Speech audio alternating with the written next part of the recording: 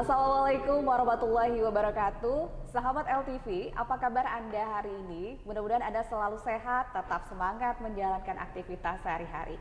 Senang sekali hari ini LTV kita akan berbincang bersama dengan narasumber yang luar biasa. Di talk show hari ini kita akan berbincang dengan Inspektur Jenderal Kementerian Agama Republik Indonesia. Beliau adalah sosok yang memiliki peran strategis dalam mengelola tata kelola dan akuntabilitas Kementerian Agama. Suatu kehormatan sekali saya dapat berbincang bersama beliau adalah Dr. Haji Faisal Ali Hashim, SE, MSI, CA, CSIP.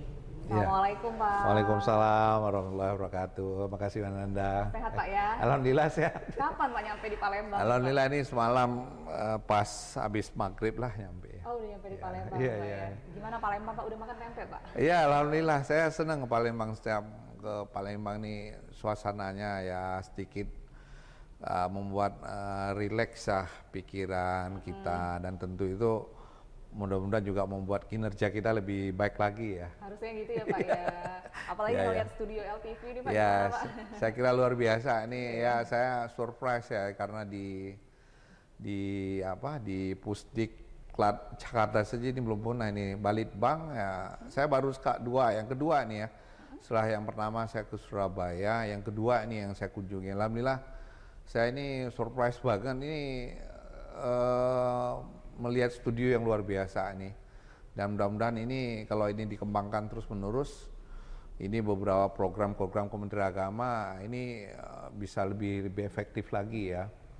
Ya saya kira. Profesional sekali ya Pak ya. Ya luar biasa nih. Ini kan zaman sekarang kan zaman sudah digital semua ya. Jadi ya cuma memang tantangan kita kalau seperti ini sekarang ini bagaimana membuat konten yang kreatif ya. Sekarang kan nggak susah lagi ya karena platform media sosial begitu banyak ya. Jadi orang sekarang bisa bikin apa saja gitu. Nah tantangannya membuat kontennya itu yang saya kira itu jadi makanya isi orang di BDK ini harus yang juga ya, yang anak-anak muda ini Pak Kepalanya harus ngerekrut banyak anak-anak muda nih yang lebih sebuah kontennya lebih kreatif ya, sehingga menarik perhatian masyarakat. Betul. Sehingga masyarakat juga lebih tahu ini. Dan saya kira ini kalau ini Pak nanti bisa memberdayakan semua kantor unit kerja kita ya di Kementerian Agama ini untuk lebih mengkampanyekan semua program-program Kementerian Agama melalui jalur digital ini. Betul. Saya kira luar biasa. Melalui LTV nih, great, gitu ya, excellent. Luar biasa. Salah satu konten kreatif yaitu kebetulan Pak Irjen datang ke Palembang ya kita undang karena ini suatu konten yang menarik nih. Kita ngobrol tentang tugas dan juga wewenang dari Irjen Kemenak gitu Pak ya. Nah apa aja sih Pak aspek pengawasan dan juga apa saja yang menyangkut ranah kerja yang dilakukan oleh Inspektur Jenderal terhadap khususnya nih unit kerja Balai Diklat Keagamaan Palembang nih Pak. Jadi gini ya, Inspektorat Jenderal itu kan alatnya pimpinan ya, dalam hal ini Bapak Menteri Agama. Dia alat untuk memastikan tujuan organisasi itu tercapai secara efektif, efisien dan ekonomis ya.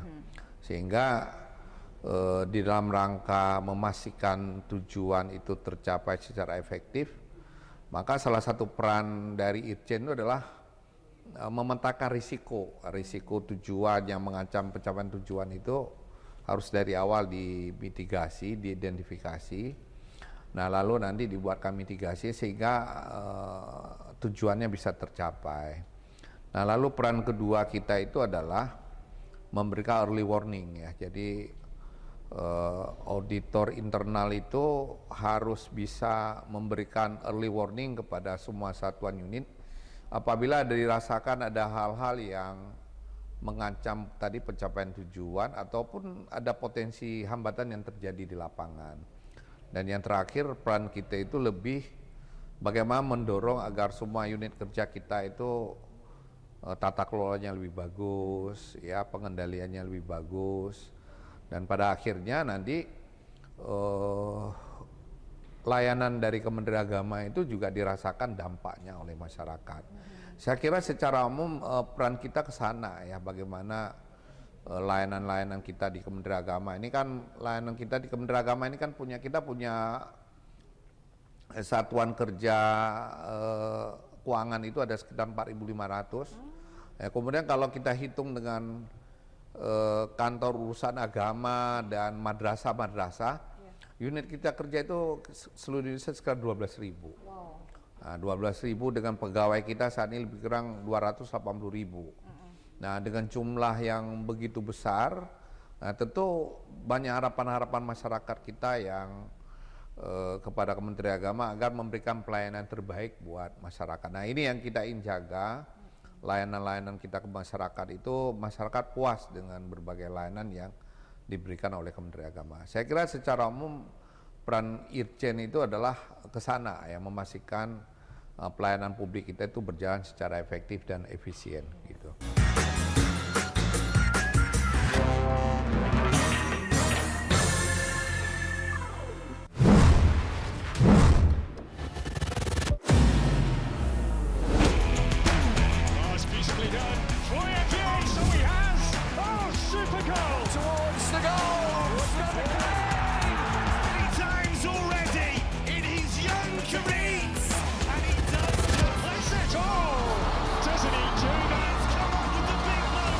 Bundesliga live, Aidos Premium Sports.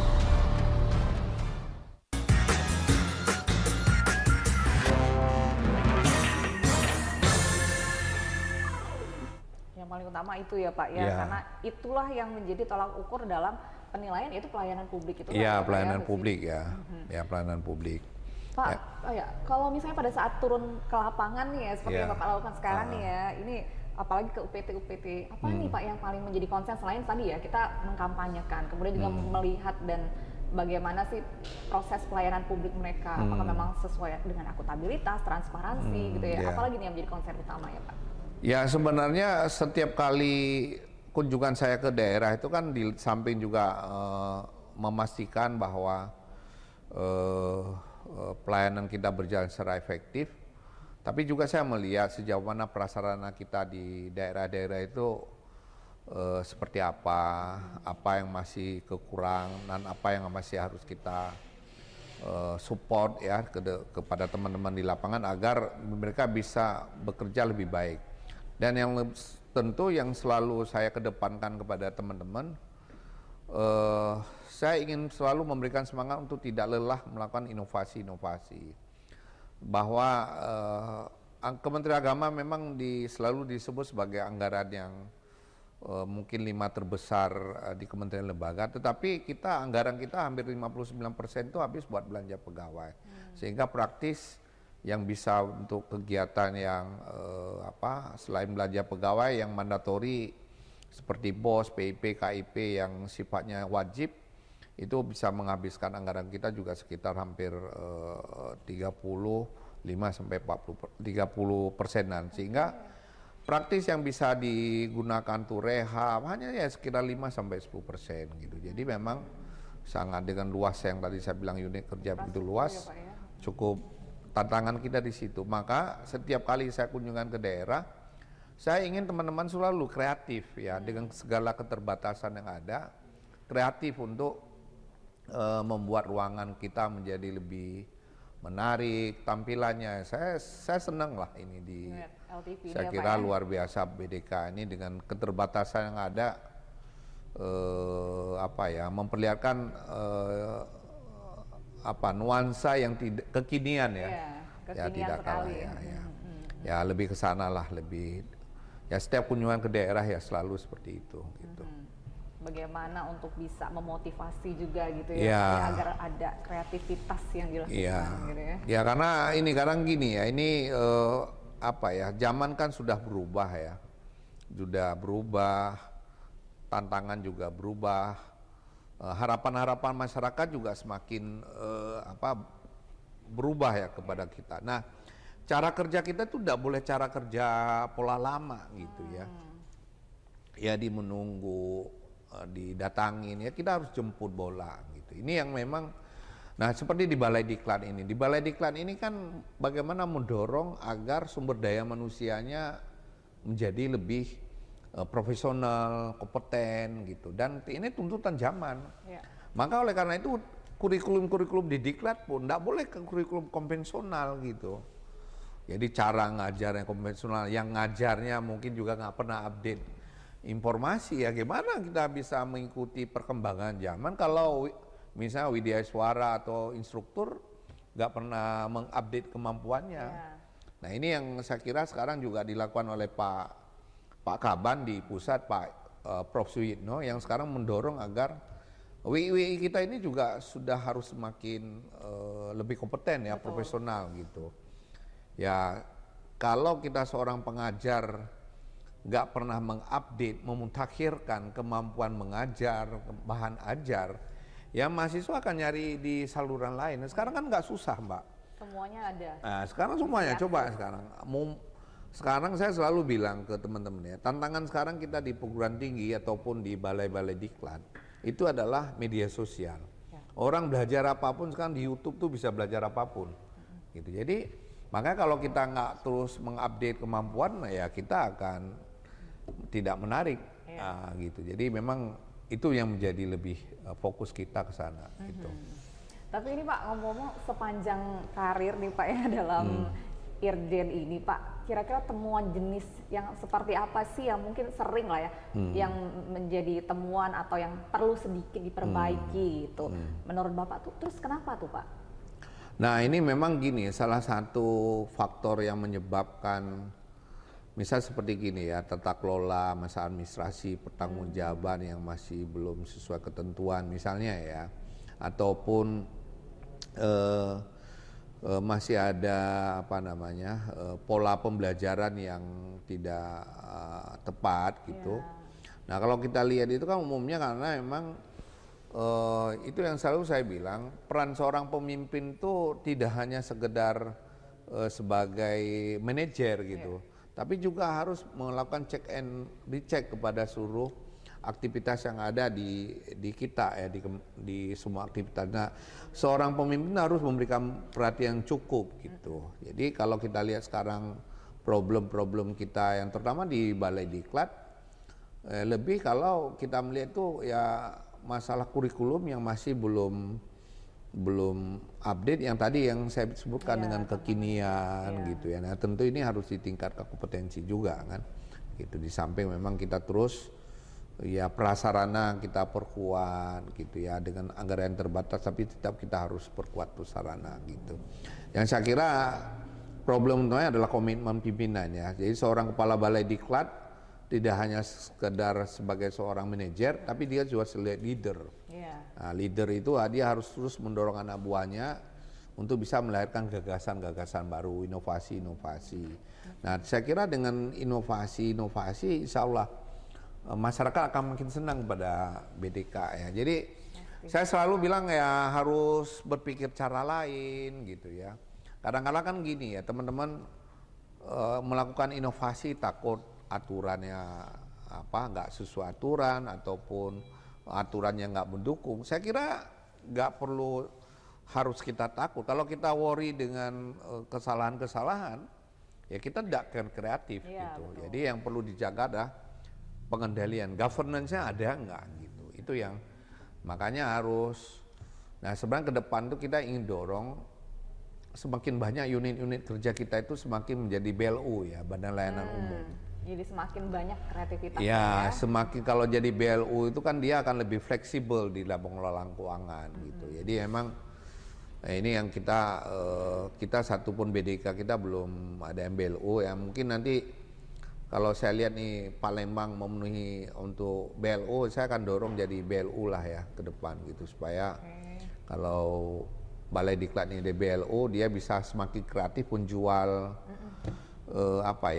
diklat-diklatnya kepada masyarakat ya. Jadi nanti bisa aja bersaing BDK dengan memanfaatkan sumber daya yang ada di perguruan tinggi juga kan gitu. Untuk misal seperti tadi ini bikin pelatihan tentang konten kreator, sosial media untuk sosial media gitu kan bisa jualan seperti itu ya.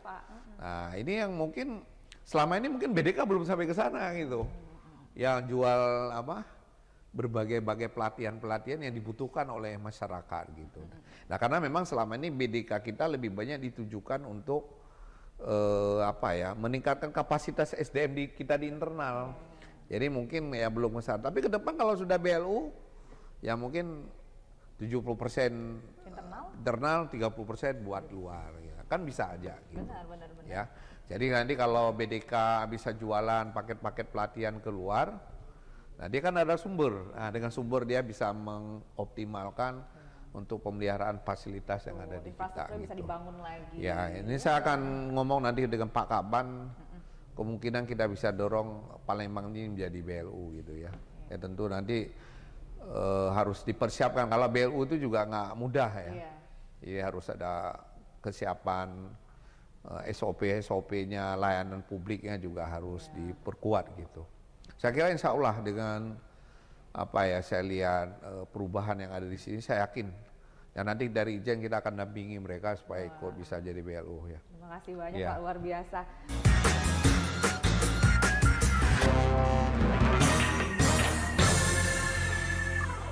Mengupas makna dan tafsir Al-Quran bersama ulama terkemuka tanah air. Jangan pernah kita berpikir hidup ini tidak ada cobaan. Seluruh amal kita itu dihitung dengan niatnya. Jelas, lugas untuk kehidupan sehari-hari. Maka disitulah Allah akan merubah hidup kita di luar rumah tangga kita. Dia benar-benar bertobat seperti bayi baru dilahirkan dari rahim ibunda. Rumah tangga itu bangunannya adalah ketakwaan. Cahaya Hati Indonesia, Sabtu dan Minggu pukul 12 siang di iNews.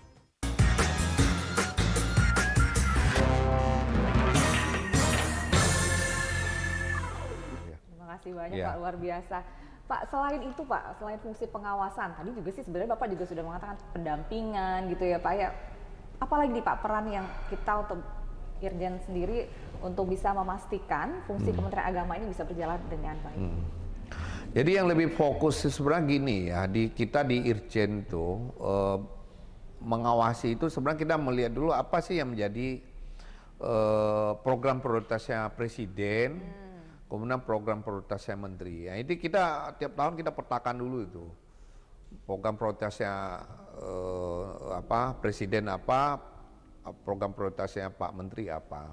Nah kita ingin pastikan semua unit-unit kerja kita itu sudah merencanakan program kerja apa yang menjadi kehendak prioritas dari Bapak Presiden dan Bapak Menteri. Ya, kita pastikan perencanaannya harus betul-betul dipersiapkan dengan baik. Pelaksanaannya juga harus betul-betul sesuai dengan regulasi yang ada.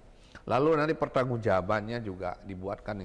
Sehingga pada saat nanti diperiksa oleh BPK, tidak ada kendala terhadap pelaksanaan program. Dan dari sisi samping akuntabilitas juga kita bicara efektivitas. Jadi itu. Nah lalu setelah program prioritas itu kita juga melihat, menyasar, menjaga akuntabilitas terhadap kegiatan-kegiatan yang bersentuhan ke masyarakat ya, seperti misalnya bantuan masjid, bantuan prasarana untuk madrasah, kemudian ada bantuan-bantuan untuk majelis taklim, segala macam itu ya, semua itu kita kawal. Kita ingin pastikan semuanya, semua bantuan-bantuan itu sampai ke masyarakat tanpa ada potongan 1 sen pun gitu. Makanya pada kesempatan ini saya ingin sampaikan ke masyarakat, kalau Anda merasakan itu ada bantuan dari Kemenang yang tidak utuh diterima, sekarang laporkan aja ke Irjen ya. Kita nanti kan ada di Irjen ada sistem informasi pengaduan masyarakat, SIMDUMAS. Ya nanti dilaporkan ke situ dan tentu disertai dengan bukti-bukti yang cukup dan identitas pelapor itu jelas, pasti akan kita tindak lanjuti. Ya, nanti masyarakat yang melapor, kalau identitasnya jelas, kita akan buka akses untuk bisa memonitor penanganan pengaduan oleh Irjen itu seperti apa gitu. Jadi arahnya ke sana ya, secara umum kita ingin pastikan program prioritasnya ini. Yang berikutnya adalah kita ingin semua layanan masyarakat, bantuan diterima dengan. Dan yang lebih penting lagi adalah kita menjaga ya sesuai dengan perintah Bapak Menteri masalah etika pegawai kita ya. Jadi perilaku pegawai kita itu sesuai betul-betul sesuai dengan peraturan. Apalagi Pak Menteri kan suruh menyebutkan ini Kementerian Agama ini kementerian yang menjadang nama agama, ya. Sehingga perilaku pegawai harus betul-betul mencerminkan nilai-nilai agama gitu. Nah sebenarnya Kementerian Agama itu kalau pegawai Kementerian Agama itu bekerja sesuai dengan tuntutan agama, saya kira nggak ada kan pelanggaran-pelanggaran di Kementerian Agama, ya. Karena memang sudah sesuai dengan aturan agamanya. Iya, kan di agama kan nggak pernah mengajarin berbuat dosa gitu ya. Tentu misal harus melayani masyarakat, kan selalu dibilang kerja tuh harus ikhlas, memberi harus ikhlas gitu. Nah, kalau semua insan Kementerian Agama itu bekerja melayani masyarakat dengan sepenuh hati, ikhlas, nggak pernah ngutip-ngutip uang gitu segala macam, ya saya kira sudah luar biasa gitu. Artinya masyarakat puas, di sisi lain orang Kementerian Agama juga dapat pahala kan. Saya ngebayangin ya kalau orang Kementerian Agama itu bekerja semua sesuai dengan tuntutan agama, dapat pahala, jadi ladang amal, nanti semua di surga itu orang Kementerian Agama ya. Semua amin ya.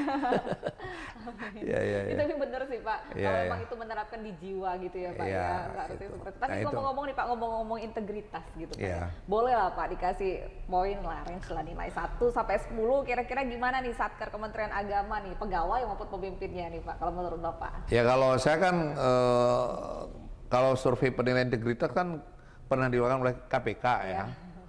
Jadi KPK itu merilis hasil nilai integritas Kementerian Agama itu 74. Jadi 74 itu di atas rata-rata nasional. Jadi kalau nasional itu rata-rata 70 Mbak. Jadi kita itu termasuk kementerian yang penilaian integritasnya meningkat dibandingkan yang tahun lalu. Jadi itu saya kira artinya apa? Apa yang selama ini kita lakukan terkait dengan penilaian integritas itu sudah pada jalur yang benar. Tinggal kita sekarang kita pertahankanlah supaya pegawai kita tetap menjiwai, menghayati dan mengamalkan nilai-nilai integritas dalam pelaksanaan pekerjaan sehari-hari. Saya kira itu Mbak. Kita bicara ke depan nih Pak, kira-kira nih menurut Bapak 5 tahun ke depan nih akan seperti apa nih Kementerian Agama nih Pak? Saya yakin dan percaya ya, apa yang saya kan jadi Irjen sudah 2 tahun ya di Kementerian Agama, dan sebenarnya perubahan-perubahan di Kementerian Agama sudah banyak Pak. Jadi kita sekarang unit kerja yang menjadi WBK juga semakin menambah. Kemudian juga nilai integritas tadi saya bilang juga meningkat. Kemudian kalau kita lihat survei-survei masalah keterbukaan informasi publik, kemudian masalah indeks kepuasan jamaah haji, kemudian indeks tata kelola di pengadaan barang jasa, itu sekarang meningkat terus Pak gitu. Jadi saya yakin dan percaya kalau apa yang sekarang kita pertahankan dan kemudian juga kita menjaga pegawai kita juga semangat menjaga aturan yang ada, saya yakin dan percaya 5 tahun ke depan itu Kementerian Agama ini nilai integritas itu bisa mencapai 80 di atas 80 ya. Jadi dan itu sebagai ukuran indikator bahwa Kementerian Agama yang bersih, terpercaya itu akan betul-betul kita bisa wujudkan, dan tentu menjadi kementerian yang bersih, terpercaya dan melayani masyarakat ya seperti moto kami di Kementerian Agama, ikhlas beramal, nah itu betul-betul kita bisa capai. Saya kira itu Mbak. Oke, terakhir nih Pak, karena Bapak tadi sudah sedikit membawa WBK gitu kan ya, sudah semakin banyak juga di Kementerian Agama. Sekarang kan ini berhubungan dengan zona integritas gitu, Pak. Ya apa nih Pak yang perlu dimiliki oleh setiap satker agar khususnya di Kementerian Agama gitu, agar menjadi lembaga yang berpredikat WBK atau WBBF? Ya, jadi kalau satuan kerja ingin mendapatkan WBK, yang di samping sarana prasarananya harus dibuat senyaman mungkin untuk melayani kebutuhan pelayanan publik yang lebih baik. Kemudian juga dia harus ramah difabel, kemudian juga ramah anak gitu ya. Kemudian juga yang harus diperbarui adalah bisnis proses. Bisnis proses harus digital, nggak boleh lagi manual. Kemudian metode kerjanya harus sudah co-working semuanya, nggak boleh lagi pendekatan konvensional. Nah kemudian juga yang paling penting adalah inovasi-inovasi layanan di katakanlah seperti di BDK ini, inovasi-inovasi apa aja yang sudah dilakukan yang membuat BDK itu melayani publik itu lebih baik gitu. Nah itu yang saya kira yang harus ditonjolkan. Karena kalau satuan kerja itu sudah jadi WBK, dia itu sudah punya modal untuk didorong menjadi WBBM, wilayah birokrasi bersih melayani ya. Nah kalau nanti kita di Kementerian Agama, kalau unit kerja yang sudah mendapatkan predikat WBM, itu tunjangan kinerja itu bisa naik 30%. Nah, gitu. Malah kalau nilainya di atas 90, dia itu bisa 50% tukinnya naik ya. Jadi kalau sekarang tukinnya misal terima 10 juta, dia bisa tambah 5 juta tiap bulan. Nah, jadi saya kira ini tentu harus berjuang semua kalau ingin mendapatkan kenaikan tukin yang seperti itu, harus ada upaya untuk menjadikan wilayah BPK. Sekarang kita yang unit kerja yang sudah WBK di BDK itu baru Semarang ya. Oh iya ya. Jadi maka mudah-mudahan nanti Palembang ini bisa menyusul gitu ya. Ya nanti kalau kemudian kita bisa dorong menjadi WBBM gitu. Ya. Aduh, terima kasih banyak Pak, banyak sekali insight-insight positif yang bisa diberikan ini khususnya untuk BDK Kota Palembang. Tentu harapan kita semua ya dengan kunjungan Bapak, kemudian juga dengan support dari Pak Kaban, dari semua instansi yang lainnya juga untuk sama-sama meningkatkan ini ya, agar harapan kita ya zona integritas WBK, WBBM tadi ya Pak ya bisa tercapai semua. Pak sehat selalu, terima kasih. Ya terima kasih Mbak, senang sudah bisa berbincang-bincang dan menginspirasi. Mohon maaf masih belum punya waktu yang lebih lama untuk ngobrol. Iya, nggak apa-apa, nanti kapan-kapan ngobrol lagi mudah-mudahan ya, insya Allah. Ya. Sobat LTV, terima kasih. Inilah akhir perbincangan kami bersama dengan Irjen Kementerian Agama Republik Indonesia, Bapak Dr. Haji Faisal. Kita di hari ini mudah-mudahan kami bisa berbincang kembali dan bisa menginspirasi kita semua. Terima kasih Sobat LTV. Wassalamualaikum warahmatullahi wabarakatuh. Waalaikumsalam warahmatullahi wabarakatuh.